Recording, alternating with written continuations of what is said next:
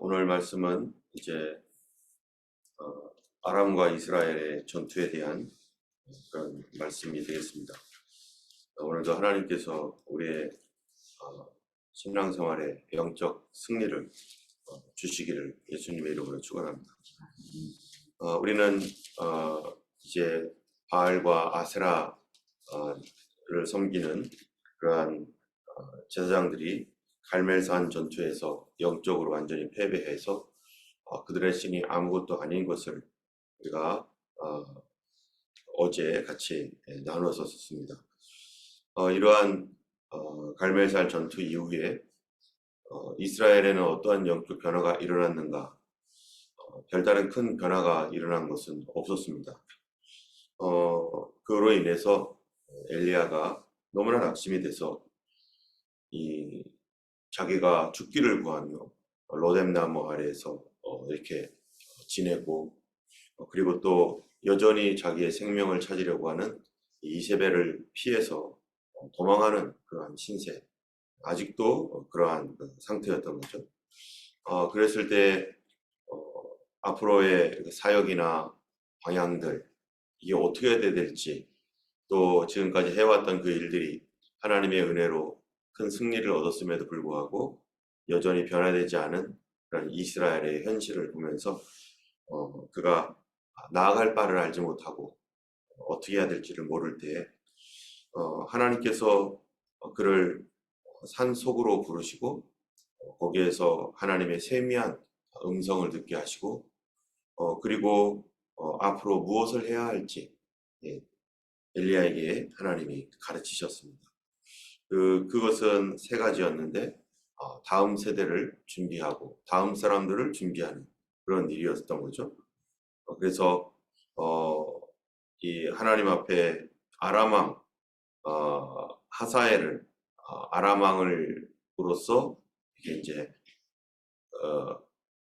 기름 부어서 아람왕을 세우도록 또 예후에게 기름을 부어서 후에 이스라엘의 왕이 되게 하고 엘리사에게 기름을 부어서 엘리야를 대신할 그런 사람이 되도록 선지자 훈련을 시키라라고 하는 명령을 하셨습니다.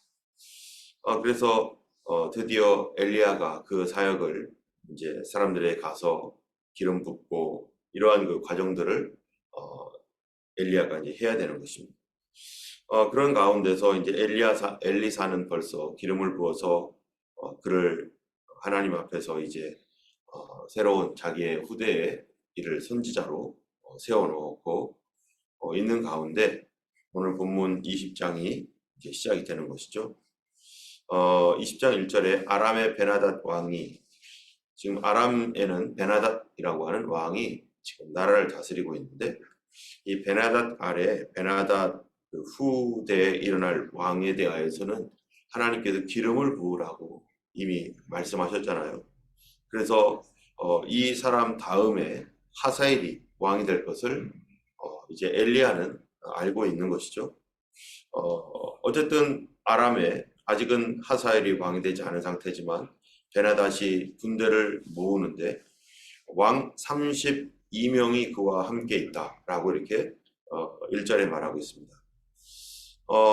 이 아람이라고 하는 나라의 정치 형태가 우리가 볼 때 이스라엘처럼 중앙 집권적인 왕을 가지고서 그렇게 가는 것이 아니라 왕 32명이 함께 있다는 것은 주변 국가 32개 국가와 연합해서 뭐 이렇게 뭔가를 했다는 것이 아니라 이 지방에 있는 영주들, 그래서 각 지방마다 이렇게 성이 있는데 거기에 있는 영주들 그런 사람들이 32명인데 다시 말하면은 아람은 연합국가적 형태를 가지고 있는 그러한 나라입니다. 거기에 가장 강력한 영주 중에 하나가 바로 베나닷이라고 하는 사람이고 베나닷이 리딩을 하면서 이런 영주들과 함께 이제 싸움을 걸어온 것입니다. 그래서 총 32명의 이 연합되어 있는 그러한 이 아람이 이스라엘 군대를 격파하기 위해서 오고 있습니다. 하필 이때 아람이 왜 공격을 하는가? 지금 이때가 언제입니까? 바로 엘리야가 갈멜산에서 이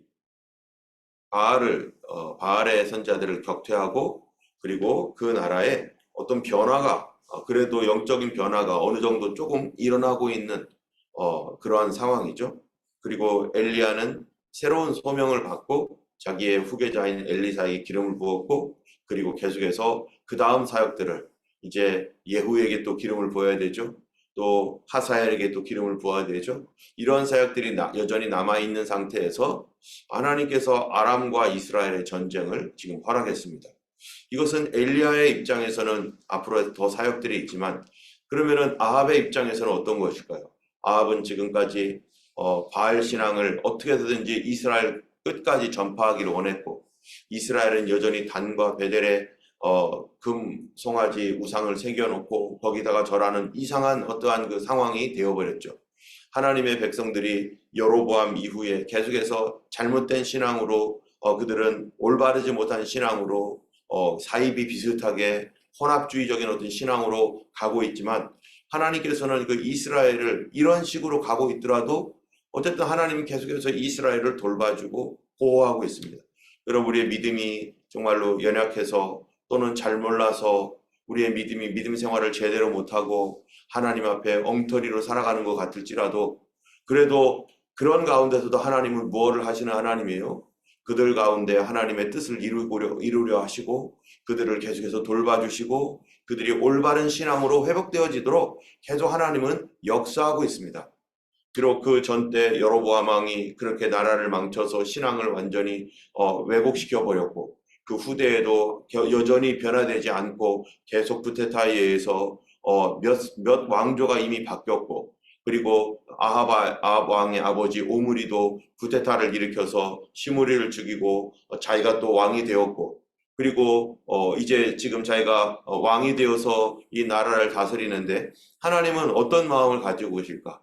여전히 변하지 않고 있는 이 이스라엘 아합은 오히려 더 악행을 해서 이세벨의 충동을 받아가지고 바알 신앙이 오히려 이스라엘 전체에 퍼지도록 그래서 하나님을 믿는 그 하나님의 선지자들까지도 죽이려고 그렇게 혈안이 되어서 그렇게 날뛰고 있는 그러다가 이 엘리야가 하나님 모두 다 바알에게 무릎 꿇고 그들은 죽임을 당했고 나만 남았는데 주님 어찌하란 말입니까 하면서 하나님 앞에 호소까지 했던 하나님께서 남겨두신 7천 명이 있다라고 말씀하는 것을 통해서 위로를 받지만 그만큼 이제 이스라엘 전체에 하나님 앞에 믿음을 지키고 있는 사람이 7천 명밖에 남지 않은 그런 상황까지 핍박을 받고 그렇게 내려간 그리고 그 일을 계속 추진하고 있는 아합.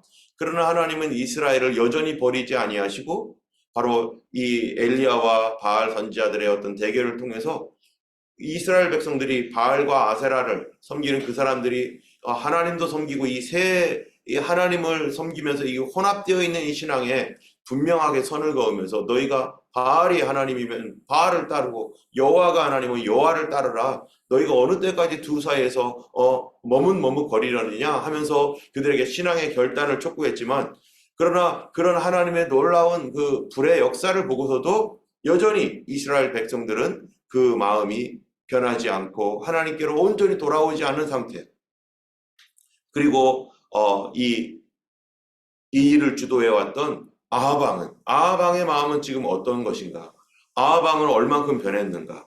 여러분 그 아하방이 그 당시에는 하나님의 그 영적인 대결 아래서 막 이랬을 때는 아하방이 깜짝 놀라가지고 그리고 이제 막 어쩔 줄을 모르다가 또 3년 반 동안의 기근이 이제 그쳐지고 이제 마음이 휴 하고서 이제 드디어 이제 정상적으로 돌아왔구나 하고 있을 때 그때 아하방의 마음은 지금 어떨까? 하나님은 지금 어떤 일을 하고 계시느냐면은 그 당시에는 이스라엘이 왕 제도이기 때문에 왕을 통해서 이 나라가 운영이 되어지고 있는데 이 왕이 변화되어야 되는 거거든요. 이 왕이 바뀌어야 되는 거거든요. 왕이 제단에 있는 단과 베델에 있는 이 제단을 헐고 다시 세워야 되는데 아합 왕은 오히려 거꾸로 하고 있는 이 아합. 그래도 하나님은 이 아합을 어떻게 해요?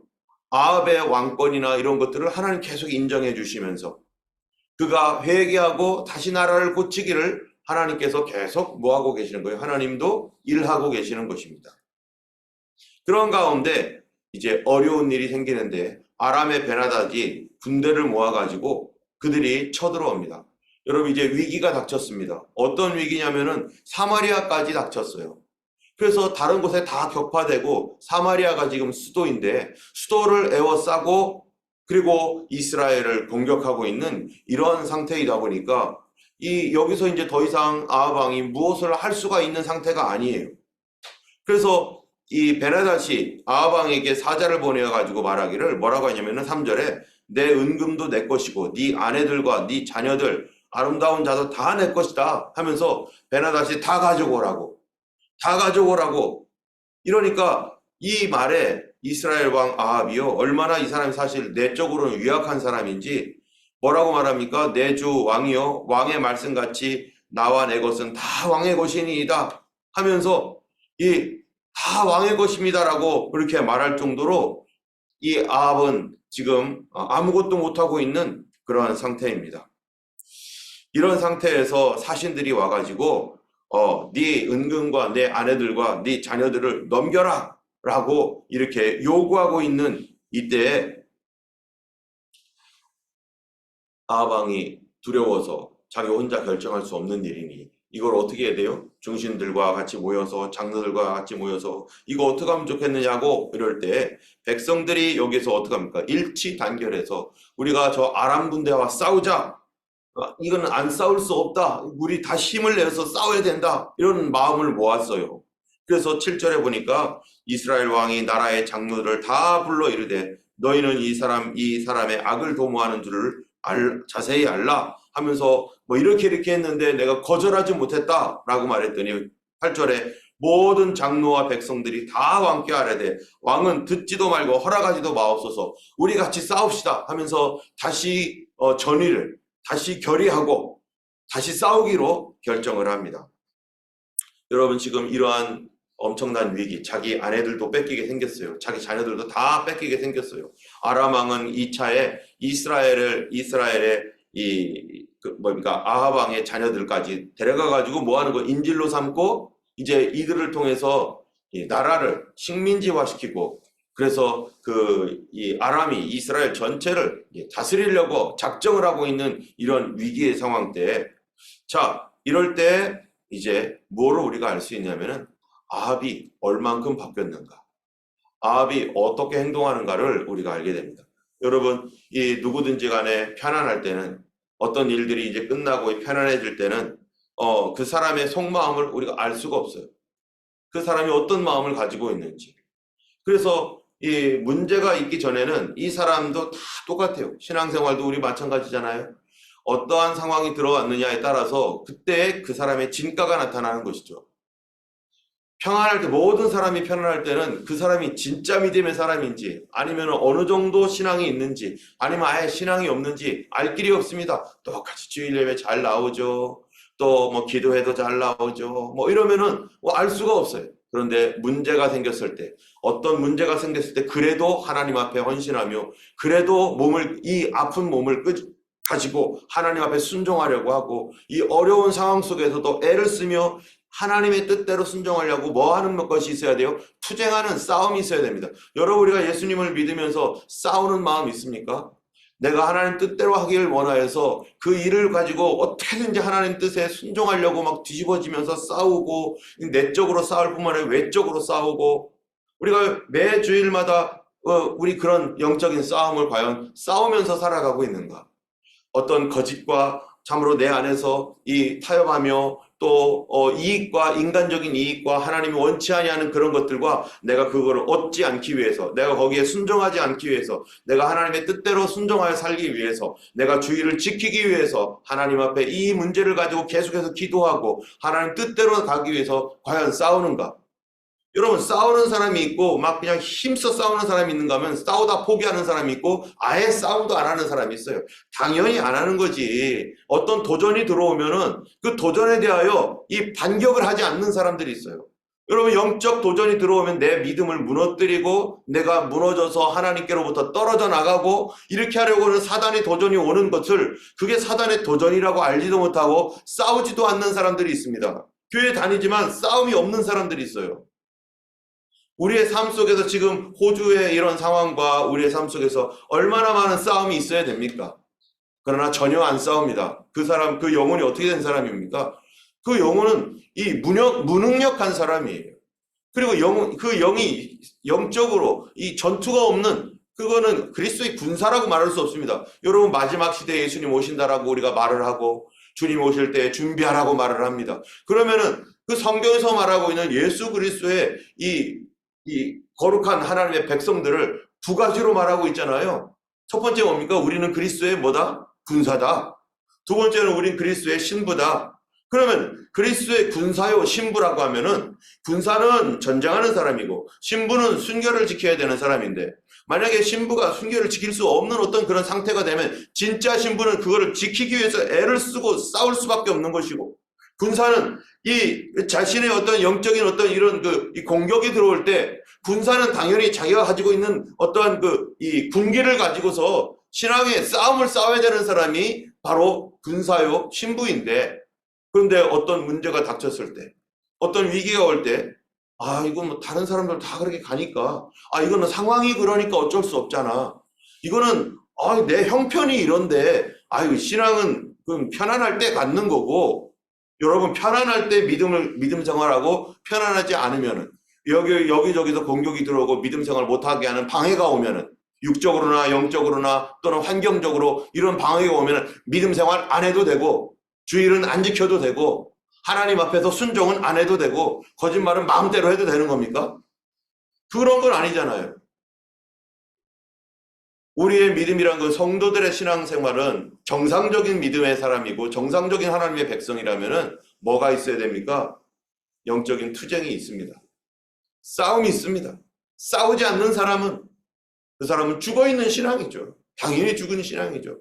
그런데 이거는 언제 밝혀지느냐?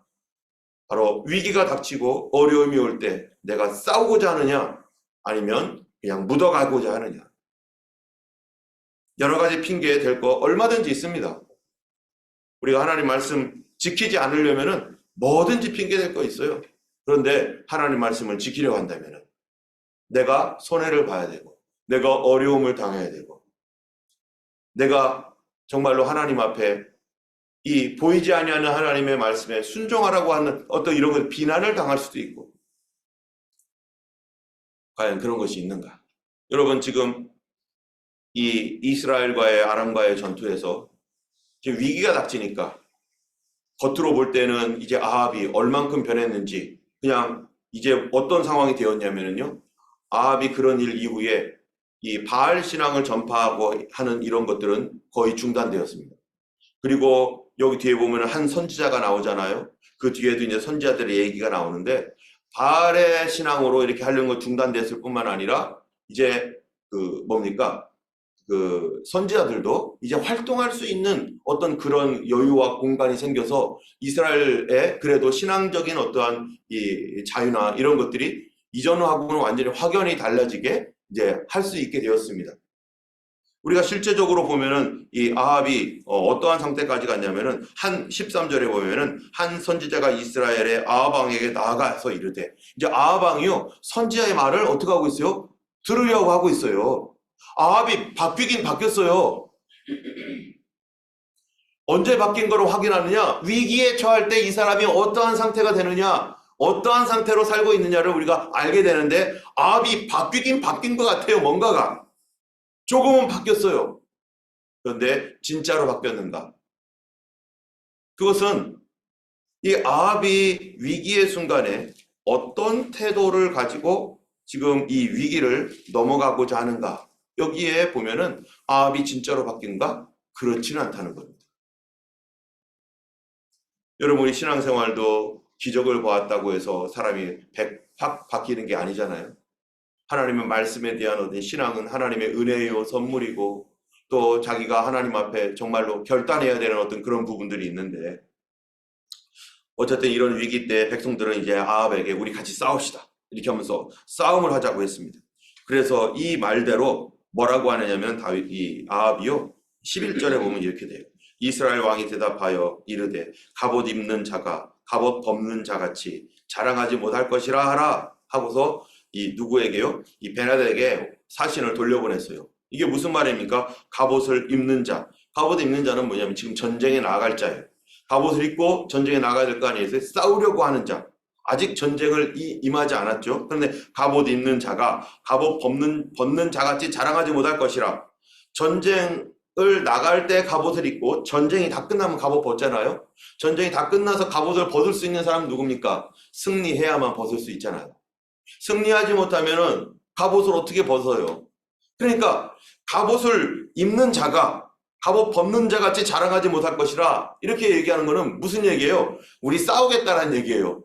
너 교만하지 말아라. 베나다에게 말하는 거죠. 너 이제 갑옷 입었잖아. 그런데 마치 다 이제 승리한 것처럼 그렇게 말하고 있는 거, 너 실수하는 거야. 뭐 이런 얘기하는 거죠. 그래서 이 얘기를 듣자마자 베나다시 진영을 꾸려라 해가지고요 공격하기 시작합니다. 이럴 때 한 선지자가 나타나는데, 여러분 이 아합이 지금 얼마나 변화되었습니까? 별로 변화된 것도 없습니다. 그냥 이제는 조금 자신이 했던 그 일들에 대하여 어떤 것들은 풀어지고 했지만 이 아합 자신의 그 내면은 어떻게 변화되었는가? 그때 한 선지자가 나타나는데 아합이 그 얘기를 아까 얘기한 대로 이제 듣습니다. 듣는데 그 놀라운 것은 뭐냐면은 하나님께서 미리 얘기를 해주세요. 뭐냐면 여호와의 말씀이 네가 이 큰 무리를 보느냐? 내가 오늘 그들을 네 손에 넘기리니 너는 내가 여호와인 줄 알리라 하셨나이다. 지금 하나님께서 이 아합에게 뭐를 보여주시고 계시는 거냐면은 하나님이 누구인지 더 알려주겠다는 거예요. 아합을 어떻게든지 변화시켜서 그때 이 이스라엘의 신앙이 다시 변화되도록 하나님이 계속 은혜를 베풀고 계시고 그 아합이 회개하기를 하나님이 기대하고 있습니다. 지금 이미 갈멜산의 그 사건을 통해서 아합이 어떤 변화가 일어났지만 그러나 그것으로도 다 변화되지 않은 상태죠. 그런데 또 한 번 이 위기의 순간에 아합에게 내가 하나님인 줄을 네가 알게 하겠다. 아합아 잘 봐라 하면서 하나님을 알려주겠다는 거예요. 여러분 아합이 순종 잘하고 아합이 하나님 앞에 정말로 거룩해서 하나님이 지금 아합을 도와주겠다는 겁니까? 그게 아니죠.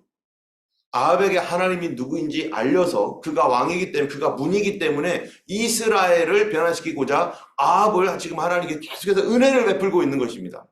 여러분 어떤 사람은 그 사람이 못된 그런 행실 속에서 잘못 살고 있는데 그 어떤 문제들이 정말로 하나님의 은혜로 해결되었고 또 다른 문제가 올 때 그 문제도 막 해결되고 있어요. 하나님의 도움을 받고 막 있어요. 여러분 그럴 때 이 사람이 잘라서 하나님이 도와주시는 건가? 그게 아닌 거죠. 하나님이 누구인지 더 알려주시려고. 그래서 더 하나님 말씀으로 돌아오고 회개하도록. 그렇기 때문에 우리가 잘 나가고 있다고 해가지고 그것이 마치 이 사람이 잘해서가 아니라 하나님의 긍휼 가운데 그가 더 하나님을 알아야 되겠기에 하나님이 지금도 돕고 있는 것입니다. 그럴 때 이제 아합에게 아합이 뭐라고 하냐면은 이렇게 말해요. 아합은 지금 받아들이고 있어요. 이 메시지를. 옛날 같으면 어림도 없었죠. 아합이 변하긴 변했는데 지금 받아들이고 있는데 뭐라고 하냐면은 14절 누구를 통하여 그렇게 하시리이까? 어떻게 하면 좋겠습니까? 라고 물어보는 거죠. 그랬더니 여호와의 말씀이 지방 고관의 청년들로 하리라 하셨나이다. 지방 고관의 청년들을요 뽑으라는 거예요. 그 사람들을 뽑아가지고 그 사람들과 함께 전쟁에 임해라. 그러니까 아합이 또 말을 해요. 그럼 누가 싸움을 시작하리이까? 그러니까 왕이니이다.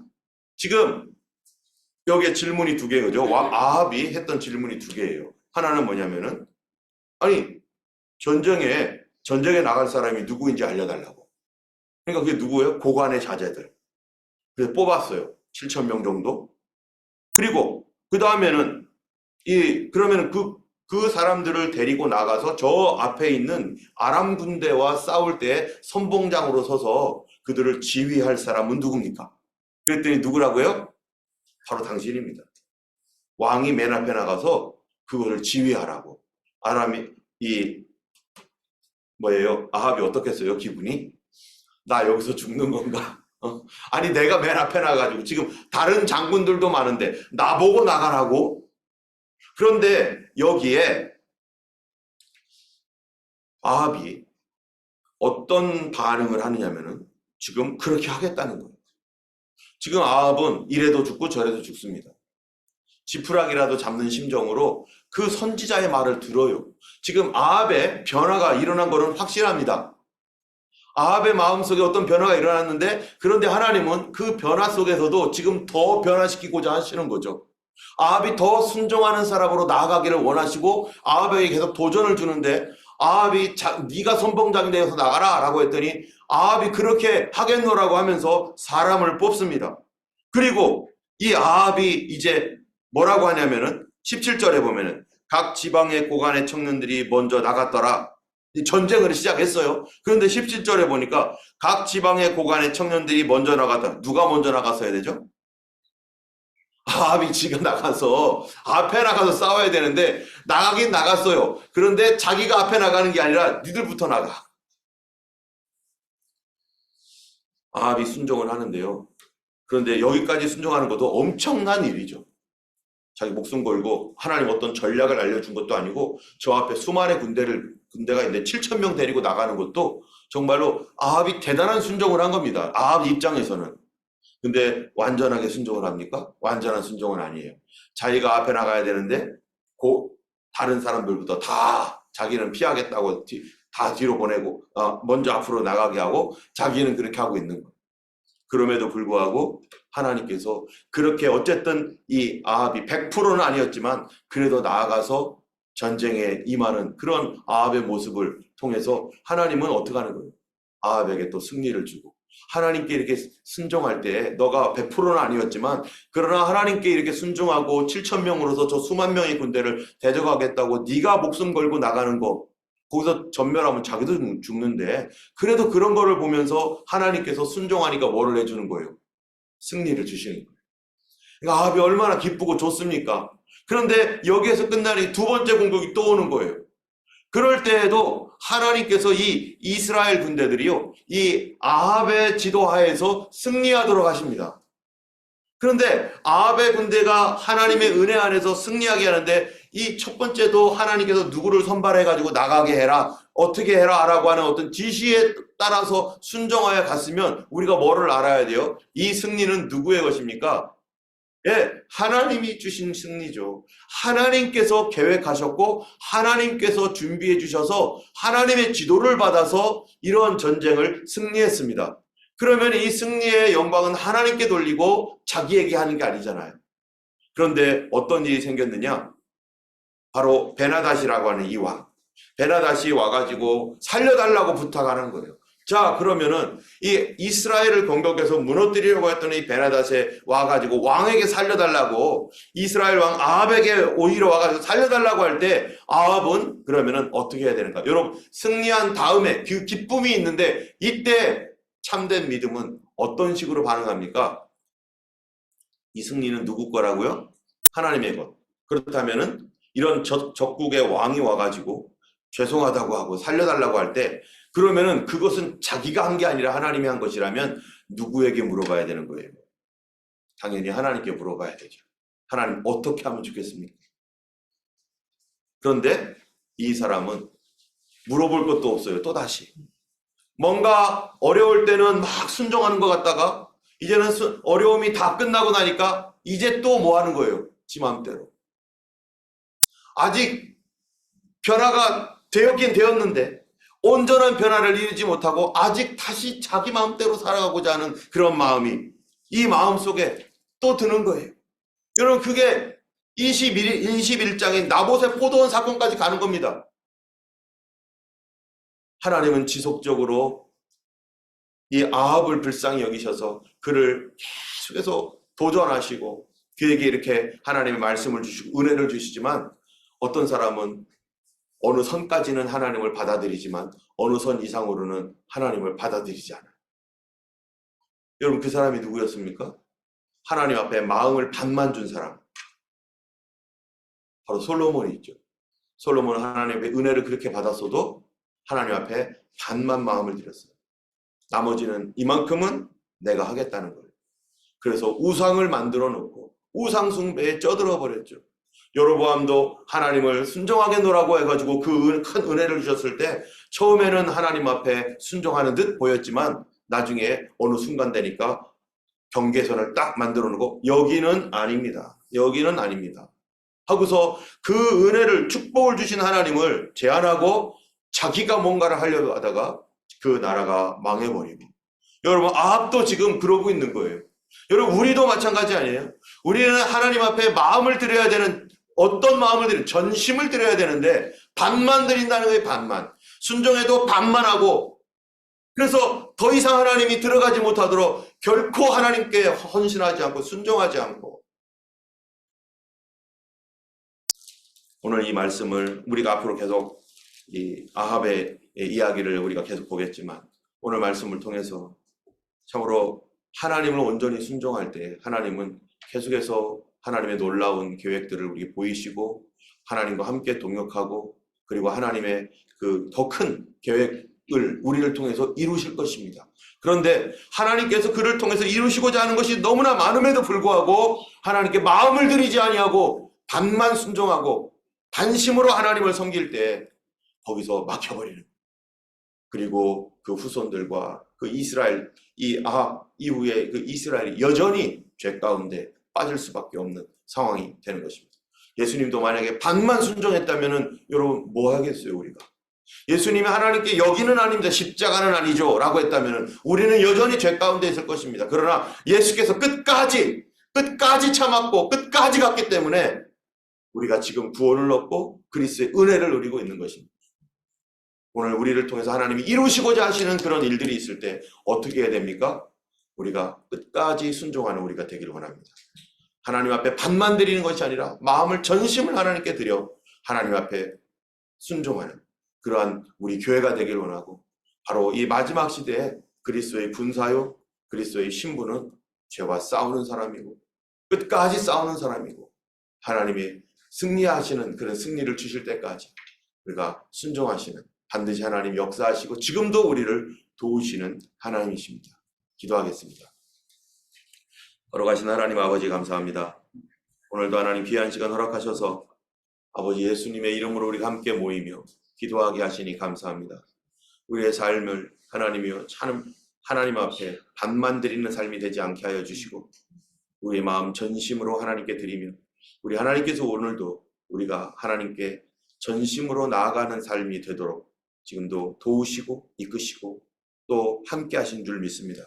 주님, 내 마음이 얼만큼 하나님께 드려졌는지 아버지 하나님이 주께서 아시나이다.